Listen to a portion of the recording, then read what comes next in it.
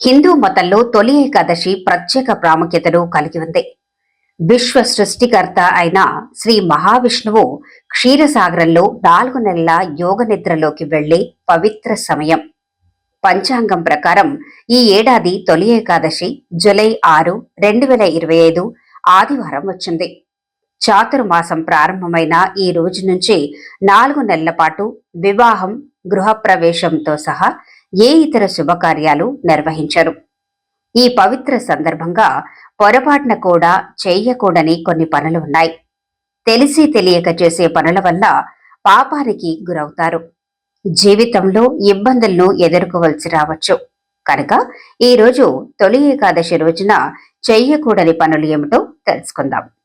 తొలి ఏకాదశి రోజున అన్నం తినటం పూర్తిగా నిషిద్ధం.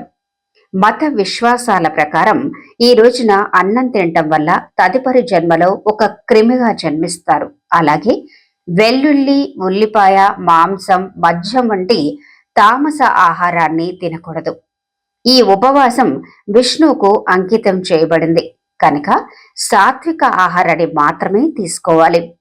ఏకాదశి నాడు తులసి ఆకులు కోయటం అశుభ కార్యంగా భావిస్తారు. తులసి విష్ణువుకు చాలా ప్రియమైనది. అందుకనే తులసిని విష్ణుప్రియ అని కూడా పిలుస్తారు.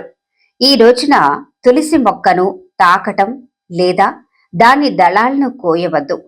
విష్ణు పూజకు తులసి దళాలను అవసరమైతే వాటిని ఒకరోజు ముందుగానే కోయాలి. తొలి ఏకాదశి రోజున జుట్టు కత్తిరించుకోవటం, గోళ్లు కత్తిరించుకోవటం, గడ్డం చేసుకోవటం నిషిద్ధం. తొలి ఏకాదశి రోజున ఇలా చేయటం వల్ల ఇంట్లో పేదరికం నెలకొంటుంది. అశుభ ఫలితాలు వస్తాయి. గొడవ పడటం, దుర్భాషను ఉపయోగించటం, ఈ పవిత్ర రోజున పొరపాటున కూడా ఇతరులతో కొట్లాటకు వెళ్లవద్దు. వివాదాలకు దూరంగా ఉండాలి.